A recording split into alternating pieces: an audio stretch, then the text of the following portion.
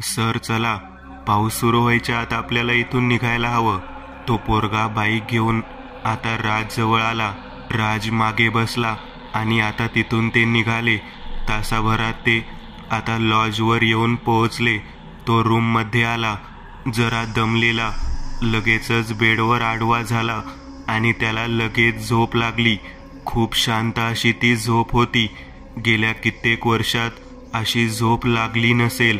अचानक कानावर कोणाच्या तरी खोकण्याचा आवाज ऐकू आला.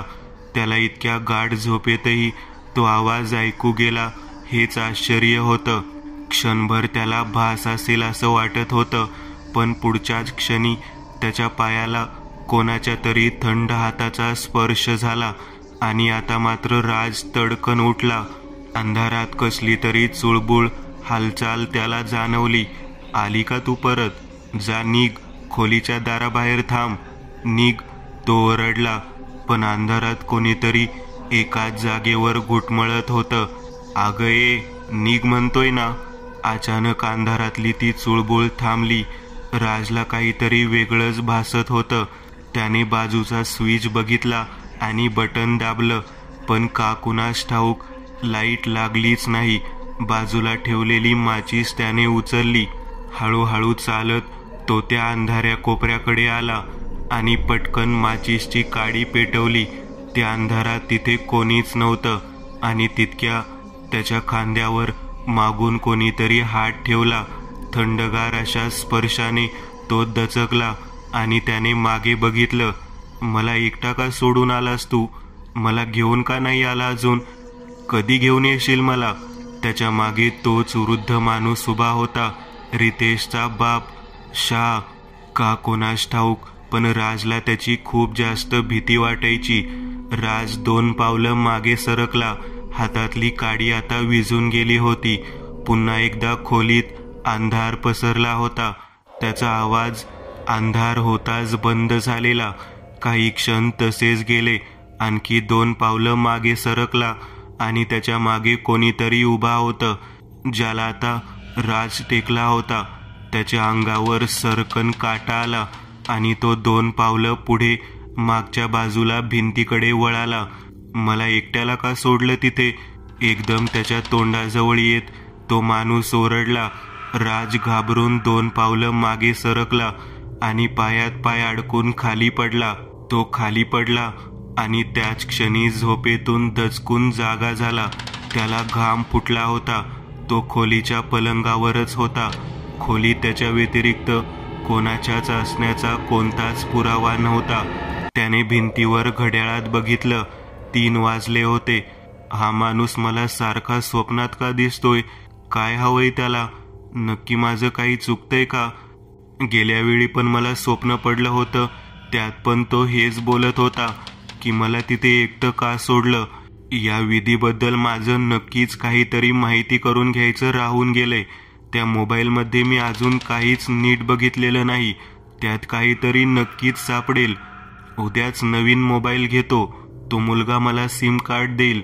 त्यानंतर मी या मोबाईलमधली सगळी माहिती नवीन मोबाईलमध्ये ट्रान्सफर करून घेईन. याच विचारात तो झोपी गेला. त्याला भीती फार वाटत नव्हती, पण का कुणास ठाऊक कुठेतरी एक धाकधूक वाटत होती. भीती न वाटण्याचे कारण म्हणजे त्यांनी याहीपेक्षा भयानक गोष्टी बघितल्या होत्या. सकाळ झाली होती. त्याला जाग आली. 8:30 वाजले होते. आवरून तो तयार झाला. एकच ड्रेस होता आता. एकच ड्रेस होता. त्याला नवीन कपड्याची गरज होती. पैशाची काय कमी नव्हती. त्यामुळे त्यांनी कपाटावर ठेवलेल्या पोत्यातून 25,000 बाहेर काढले. आवरून तो तयार झाला. अंगावर परत तेच कपडे चढवून तो रूममधून बाहेर आला. तोपर्यंत 9:30 वाजले होते. काउंटरवर तो हॉटेलचा मालक दिसत नव्हता, तर त्याच्या जागी एक तरुण मुलगा बसलेला. पण तो मुलगा केशव तोही नव्हता. केशव कुठे आहे? राजने विचारलं. केशव अजून आला नाही. 15-20 मिनिटात पोहोचेल. आज थोडा उशीर होईल असं म्हणाला होता, पण आताच त्याचं माझं बोलणं झालं. तो येतोच आहे. बरं, माझं सिम कार्ड आणणार होता. कोणास ठाऊक त्याला सिम कार्ड मिळाले की विसरलाय काय माहीत. राज याच विचारात बाहेर आला. बाजूला असलेल्या रेस्टॉरंटमध्ये जात त्यांनी एक चहा घेतला आणि तो परत लॉजच्या काउंटर जवळ आला. सर, ही घ्या सिम कार्ड. त्याने राजला कार्ड्स दिली. थँक्स. मला सांग, इथून पनवेलला जायचं आहे, कसा जाऊ शकतो? राजने विचारलं. एसटी आहे इथून 11ला, ती 4पर्यंत पनवेलला पोहोचेल. एखादी गाडी वगैरे मिळेल का भाड्याने? म्हणजे मला एसटीवर डिपेंड राहावं लागणार नाही. राजने विचारलं. हो मिळेल ना, माझ्या ओळखीत एक आहे गॅरेजवाला, गाड्या भाड्याने देतो. त्याच्याकडे आहे. दिवसाचं 3000 रुपये भाडं घेईल तो. पेट्रोल वगैरे आपल्याला टाकावं लागेल. केशव म्हणाला. ओके, तुला आज वेळ आहे का? राजने केशवला विचारलं. हो. म्हणजे सुट्टी घेऊ शकतो तुम्ही म्हणत असाल तर, पण पनवेलला का जायचं आपण? केशवने विचारलं. आहे एक काम. राज म्हणाला. सुट्टी घेऊ शकतो, तुमच्या बरोबर येऊ शकतो, पण त्यापूर्वी एक काम करावं लागेल. मला घरी सांगावं लागेल. आईची तब्येत खराब आहे. बरं झालं काल तुम्ही पैसे दिलेत म्हणून. तिच्यासाठी औषध घेण्यासाठी देखील माझ्याकडे पैसे नव्हते. वडील मजुरी करतात, पण त्यांचेही आता वय झाले. केशव म्हणाला. राजला का कुणास ठाऊक त्याच्या आईवडिलांबद्दल ऐकून एकदम स्वतःच्याच आईवडिलांची आठवण आली. पगार किती आहे तुला इथे? तसा 12,000 आहे, पण मी गेल्या वर्षी उचल घेतली होती 30,000, त्यामुळे 4,000 कट होतो. हातात जेमतेम 8,000 राहतात. एक काम कर, ही नोकरी सोड, माझ्यासाठी काम कर. चांगला पगार देईन. आयुष्य बदलून टाकीन तुझं आणि तुझ्या आईवडिलांचं पण. मी गरिबी नाही बघितली, पण त्याहीपेक्षा भयानक दिवस बघितलेत. बघ, मंजूर असेल तर सांग. राजचं बोलणं एकदम त्याच्या मनाला भिडलं होतं. तसंही या छोट्या गावात काही भविष्य नव्हतं. त्यात त्याचं शिक्षणही कमी. राजबद्दल त्याला विश्वास वाटत होता. ठीक आहे, आज सुट्टी टाकतो. उद्या मालकाला सांगतो की मी काम सोडतोय. केशव म्हणाला. बरं सांग मग, आपल्याला निघायला हवं. मी आलोच. राज असं म्हणत रूममध्ये निघून गेला आणि 10-15 मिनिटांनी खाली आला. त्याच्या हातात एक प्लास्टिकची पिशवी आणि त्या पिशवीत काहीतरी होतं. तोपर्यंत केशवने त्याच्या मालकाला आजच्या सुट्टीबद्दल सांगितलं होतं. राज आणि तो दोघेही आता लॉजच्या इमारतीतून जरा बाहेर आले. राज त्याच्या बाईकवर बसला आणि दोघेही तिथून आता केशवच्या घरी गेले. एका छोट्याशा चाळीमध्ये त्यांचं घर होतं. चाळीच्या बाहेर गाडी लावून ते आता चाळीच्या आत शिरले. शेवटच्या खोलीजवळ येत केशव आणि राज आत शिरले. जेमतेम 10x10ची ती खोली होती. पलंगावर केशवची आई झोपलेली. तिला सारखा खोकला लागत होता. तिची तब्येत खराब होती. बाजूलाच कोपऱ्यात त्याचे वृद्ध वडील बसले होते. घराची अवस्थाही खराब होती. राजला खूप वाईट वाटत होतं. बाबा, हे राज साहेब आमच्या इथं गेस्ट म्हणून आलेत. साहेब हे माझे वडील आणि ही आई. राजला बघून त्याचे वडील खुर्चीवरून उठू लागले. बसा बसा, मी फक्त भेटायला आलो होतो, काळजी करू नका. केशवला मी माझ्या सोबत घेतोय. आता कसलीही कमतरता नसेल तुम्हाला. असं म्हणत राजने पिशवीतून 2 लाख रुपये काढत केशवच्या वडिलांना दिले. आईना चांगल्या हॉस्पिटलमध्ये ॲडमिट करा आजच, राज म्हणाला. केशवला धक्काच बसला. त्याला हे अपेक्षित नव्हतं. राजच्या या कृतीने तो गहिवरून गेला होता. केशव आता खरंच त्याच्या उपकाराखाली दबला गेला होता. अगदी त्याच्यासाठी तो जीव देखील देईल इतकी करुणा आणि निष्ठा आता त्याच्या डोळ्यात दिसत होती. केशवने लगेच ॲम्ब्युलन्सला फोन केला आणि काही वेळातच ॲम्ब्युलन्स तिथे पोहोचली. त्याच्या आईला खरंच उपचारांची गरज होती. तासाभरातच त्याच्या आईला ते हॉस्पिटलमध्ये ॲडमिट करून आता दोघेही तिथून बाहेर आले. डॉक्टरांनी सांगितलं की तिला निमोनिया झालाय आणि वेळेत ॲडमिट केलं गेलं आहे. त्यामुळे आता घाबरण्याचं काही कारण नाही. राज आणि केशव आता तिथून निघाले आणि त्या गॅरेजवर आले जिथे त्यांना भाड्याने कार मिळणार होती. तो माणूस केशवच्या ओळखीचा होता. त्याने त्या माणसाबरोबर व्यवहार ठरवला. राजने पैसे दिले आणि आता ते गाडी घेऊन तिथून निघाले. दिवेआगरमधून थोडे पुढे आल्यावर बाजूच्याच गावात एका मोबाईल शॉपमध्ये येत राजने नवीन मोबाईल विकत घेतला आणि त्यामध्ये सिम कार्ड टाकलं. बाजूलाच असलेल्या हार्डवेअरच्या दुकानात जात राजने काही वस्तू खरेदी केल्या. तिथूनच काही अंतरावर एक किराणा मालाचं दुकान होतं. राज तिथेही जाऊन काहीतरी घेऊन आला. त्या वस्तू त्याच्या पिशवीत होत्या. आता त्यांचा प्रवास पनवेलच्या दिशेने सुरू झाला होता. सर, मला एक विचारायचं आहे. तुम्ही का केलं इतकं माझ्यासाठी? आपली तर ओळख सुद्धा 24 तासांपेक्षा जुनी नाही, केशवने विचारलं. पहिली गोष्ट, मी तुझ्यासाठी फार काही केलेलं नाही. मी जे काही थोडेफार केलं असेल ते तुझ्या आईवडिलांसाठी केलं. आईवडिलांना त्रासामध्ये बघणं काय असतं हे मी बघितलंय. मी काही करू शकलो नाही त्यांच्यासाठी. त्यांचा जीव सुद्धा वाचवू शकलो नाही. जी परिस्थिती माझ्यावर आली ती कोणावर येऊ नये, त्यामुळे मी हे केलं. दुसरी गोष्ट म्हणजे तू चांगला मुलगा आहेस. तुझ्यावर मी विश्वास ठेवू शकतो असा तू आहेस. तुला वाटेल मी खूप बोलतोय, पण एक गोष्ट सांगतो.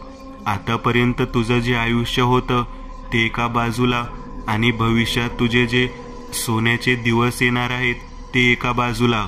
राजच्या या शब्दामध्ये काहीतरी ताकद होती.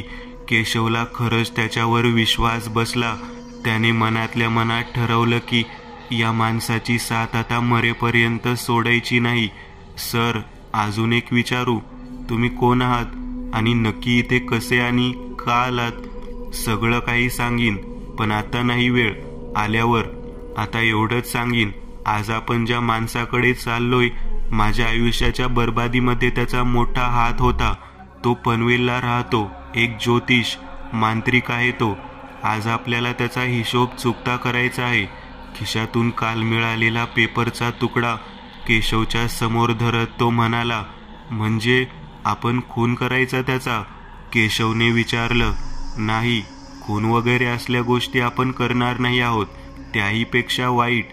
राजने मान वळवत केशवकडे बघितलं आणि एक स्मित केलं. केशव त्यावर काहीच बोलला नाही. दुपारचे 3 वाजले होते. ते पनवेलला पोहोचले होते. मालविका सिटी सेंटर नावाच्या इमारतीपासून काही अंतरावर गाडी पार्क करून ते दोघे चालत चालत आता तिथून इमारतीत शिरले. 3ऱ्या मजल्यावर ते चालत पोहोचले. खूप जुनाट इमारत होती. त्या इमारतीत पहिल्या काही मजल्यांवर दुकान होती. लिफ्ट देखील बंद असल्यामुळे त्यांना चालत वर यावं लागलं होतं. रंजनदास ज्योतिषाचार्य. मजल्यावर अगदी कोपऱ्यात एक ऑफिस दिसत होतं. दार उघडं होतं. ते ऑफिसमध्ये शिरले. एक माणूस तिथं बसलेला. मध्यमवयीन, टक्कल, गोरापान, घारे डोळे, सडपातळ बांधा. बोला, अपॉइंटमेंट घेतली होती का गुरुजींची? त्याने विचारलं. नाही, जाहिरात वाचली आणि डायरेक्ट आलो. राज म्हणाला. असं नाही चालत इथं, वेळ घ्यावी लागते. तो म्हणाला. पैसे देतो ना जास्तीचे, ॲडजस्ट करून घ्या शेठ. राज म्हणाला. त्या माणसाच्या चेहऱ्यावर एक हास्य उमटलं. ठीक आहे, 1000 द्या आणि लगेच तुम्ही आत जाऊ शकता. राजने 2000 समोर ठेवले. अहो, काय गरज होती 2000ची? मी 1000च म्हणालो होतो. 1 काय 2 काय, इथून जाताना सगळे मीच घेऊन जाणार आहे. राज मनातल्या मनात म्हणत हसला. तो दरवाजा दिसतोय, आत गुरुजी बसलेत, जावा, तो म्हणाला. राजनी केशवला जवळ बोलावत 2ऱ्या मजल्यावर जाऊन थांबायला सांगितलं आणि तो आत गेला. दार उघडत त्याने समोर बघितलं. अंगाला सगळीकडे भस्म लावलेला, काळी लुंगी नेसलेला, डोळ्याला सुरमा लावलेला, दाढी छातीपर्यंत वाढलेली, 6 फूट इंच बलदंड शरीरयष्टी, वय 55च्या आसपास, तोंडातील बिडी ठेवलेली. नुसता एकटक दरवाजाकडे बघत तो बसलेला आणि बिडी ओढत तसा स्तब्ध झालेला. बोल, काय समस्या आहे? लग्न होत नाहीये, प्रेम प्रकरणात अपयश, पैसे अडकलेत, धंद्यात यश नाही, कोर्ट कचेरीचा मामला, काय समस्या आहे? सगळं ऐकून घेईन, पण प्रत्येक प्रश्नाचे 500 रुपये. उपाय करायचा खर्च जो असेल तो. एका दमात तो हे सगळं वाक्य बोलला. जेवढे म्हणाल तेवढे पैसे देतो. एक काम करायचंय, माझी गर्लफ्रेंड आहे, तिच्या घरचे तिचं लग्न दुसऱ्या एका तरुणाबरोबर करून देत आहेत. आयुष्यातून उठला पाहिजे साला. एकदम साधा सज्जन माणूस आहे, पण बर्बाद झाला पाहिजे. माझ्या प्रेयसीवरती नजर टाकतोय. राज म्हणाला, मी अशी कामं करत नाही. तुला कोणीतरी चुकीचं सांगितलं आहे. गुरुजी, पूर्ण ऐकून तर घ्या आधी माझं सगळं, मग बोला. तुम्ही आधी पण हे काम केलं आहे एकासाठी. तो माझा मित्र आहे, त्यानेच तुमचा पत्ता दिला. त्याच्यासमोर त्यांनी 500च्या नोटांची 4 बंडल काढून ठेवली. त्या मांत्रिकाचे डोळेच पांढरे झाले. पैसे बघून तो आता लाळ गाळू लागला. एक करणीचा प्रकार आहे, तो जर केला तर तुझा शत्रू सडून सडून मरेल. आधी वेडा होईल, मग त्वचा विकाराने खच्ची होत होत मरेल. 1 लाख खर्च येईल. बोल, मंजूर आहे? हो, मंजूर आहे. पण करणार काय आहात नक्की ते सांगा. मला पण माहीत पाहिजे की. राजने विचारलं. सांगतो सगळं. अचानक तो मांत्रिक बोलता बोलता थांबला. त्या खोलीत त्याला काहीतरी जाणवू लागलं. तो वास येऊ लागला. कसली तरी दुर्गंधी त्याला जाणवू लागली होती. खोली तिकडे तो नजर फिरवू लागला. काय झालं महाराज, बोला ना. नजरेच्या कोपऱ्यातून राजला भिंतीजवळ अंधारात उभी ती दिसत होती. काही नाही. तर मी म्हणत होतो की एक पिशाच्य असतं. तरुण मुलांकडे आकर्षित होतं ते. त्यांच्याशी संबंध बनवायला वासनेने आंधळ झालेलं ते पिशाच्य एखाद्या कोमार्य शाबूत असलेल्या पुरुषावर सोडलं गेलं तर जळीस्थळी काष्टी पाशानी त्याला ती स्त्री दिसू लागते.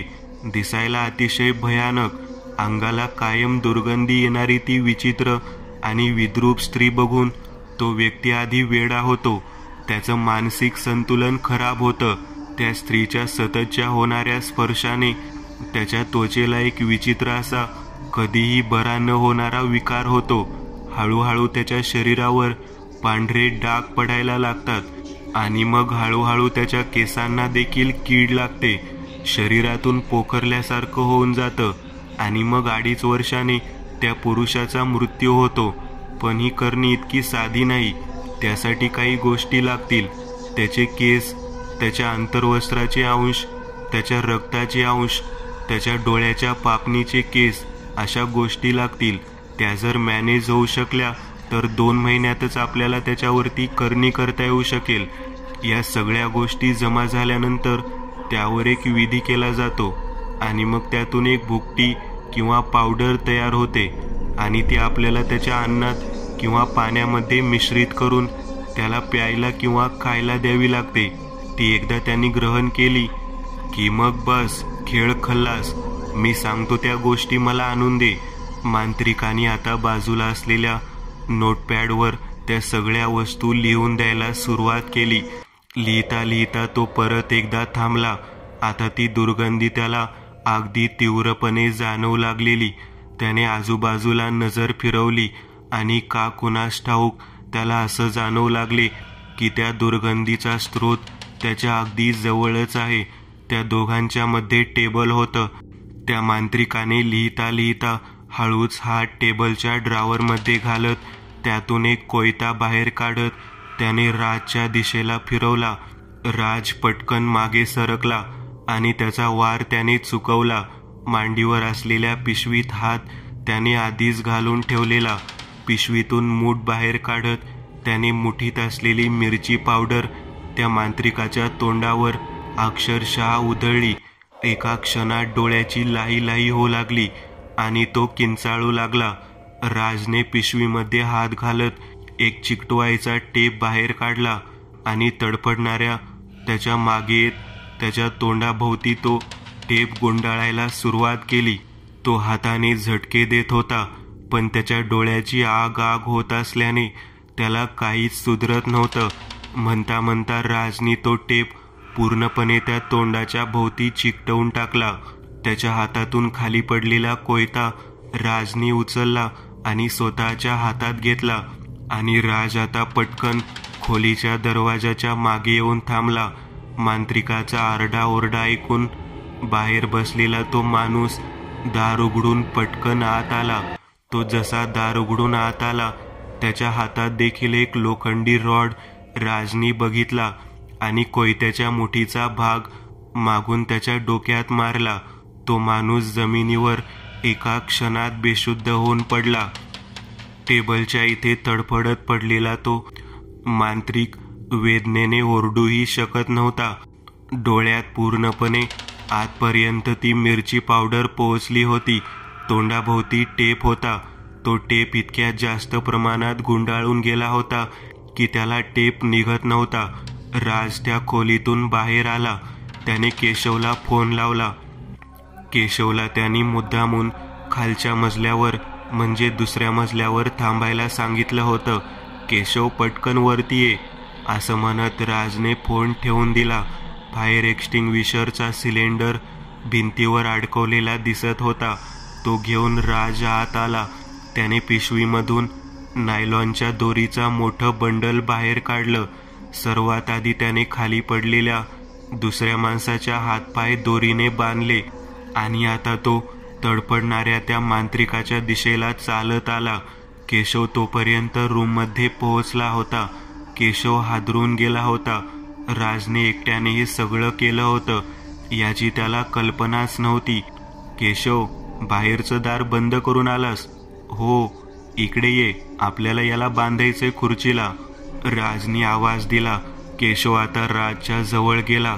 दोघांनी त्या तडफडणाऱ्या मांत्रिकाला धरून खुर्चीवर बसवलं आणि त्याचे हातपाय आता त्या राहिलेल्या दोरीने घट्टपणे बांधून ठेवले. बाजूला असलेल्या बेसिनमधून केशवला त्यांनी एक ग्लास पाणी आणायला सांगितलं. बाहेर त्या ऑफिसचं मुख्य दार देखील आता बंद होतं आणि आतमधल्या खोलीचं दारही बंद होतं. तसेच त्या मांत्रिकाचा माणूस देखील आता बेशुद्ध आणि बांधलेल्या अवस्थेत होता. ग्लासभर पाणी त्याने त्या मांत्रिकाच्या तोंडावर मारलं. बाजूला पडलेल्या फडक्याने त्याच्या डोळ्यांवरून त्याने कापड फिरवलं.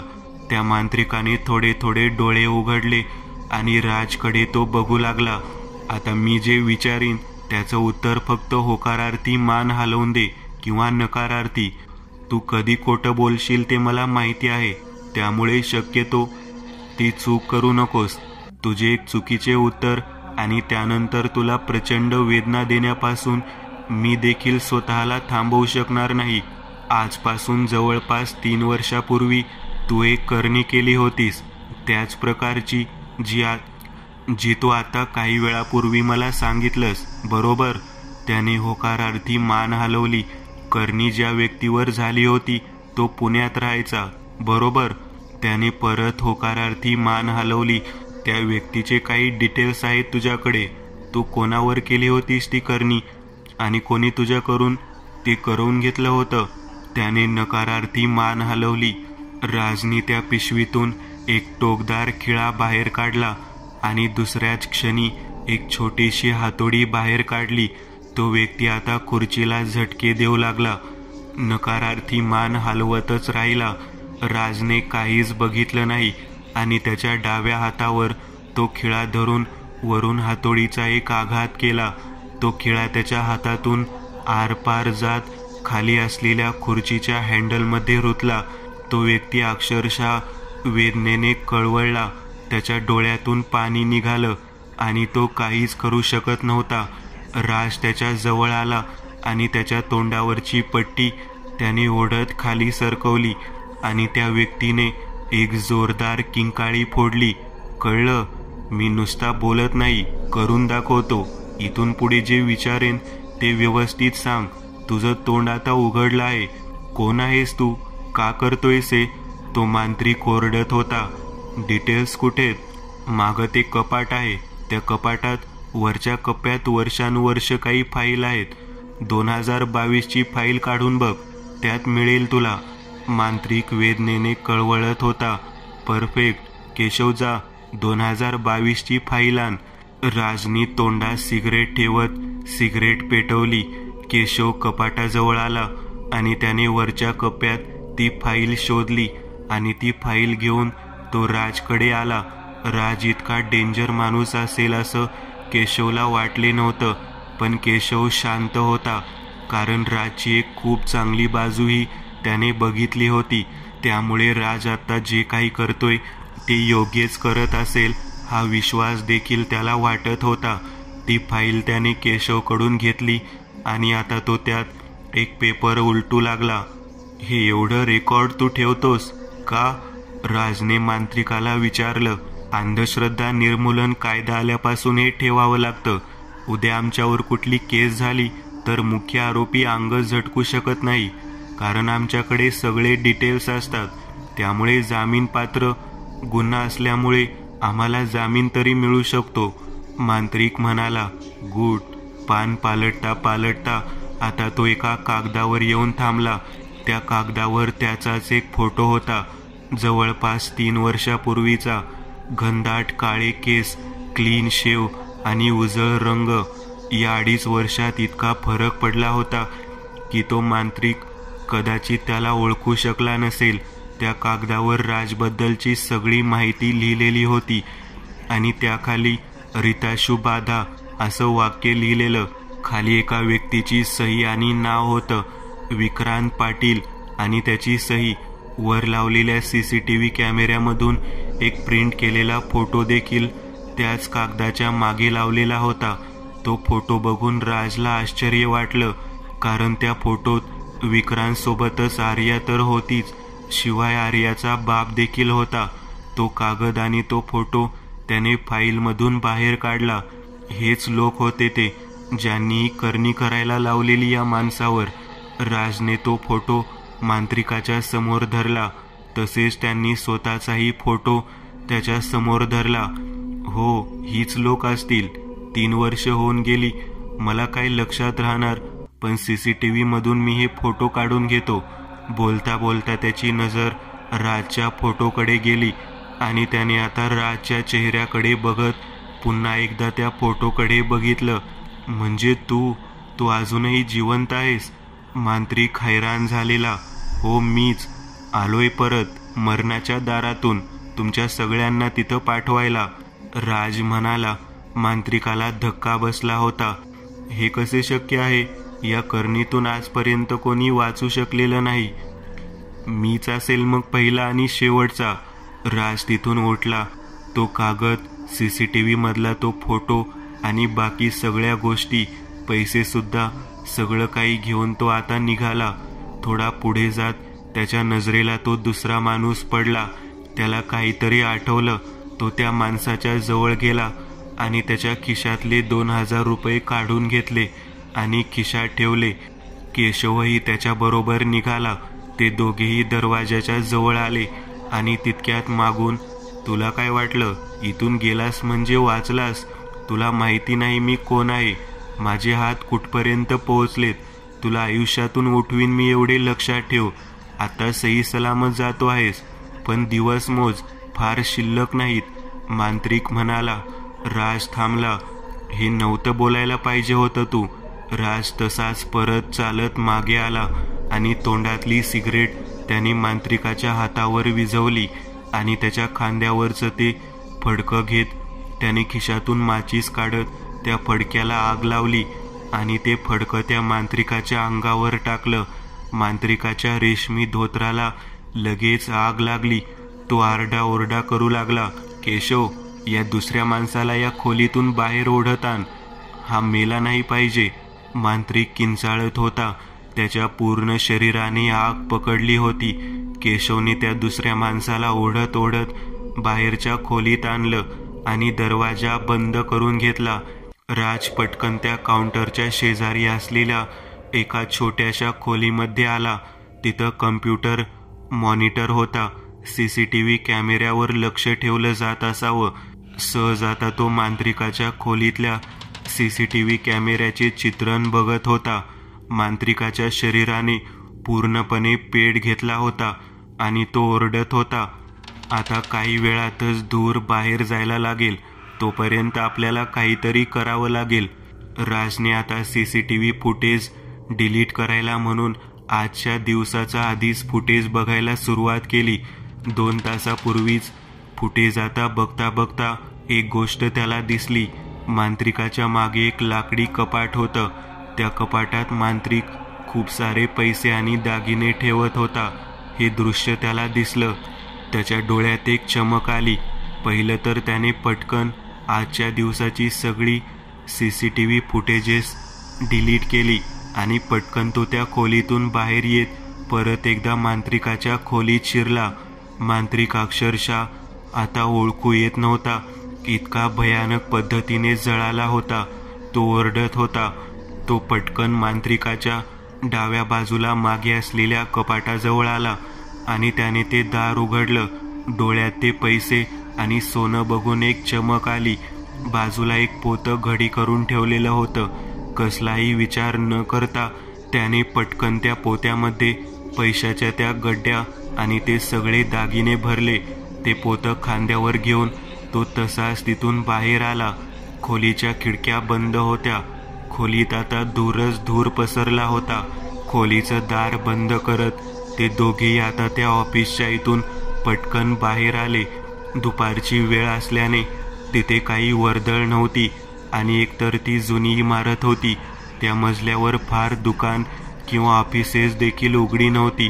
कुणाला काहीही कळायच्या आत ते दोघेही आता इमारतीतून बाहेर येऊन त्यांच्या कारमध्ये बसले देखील होते.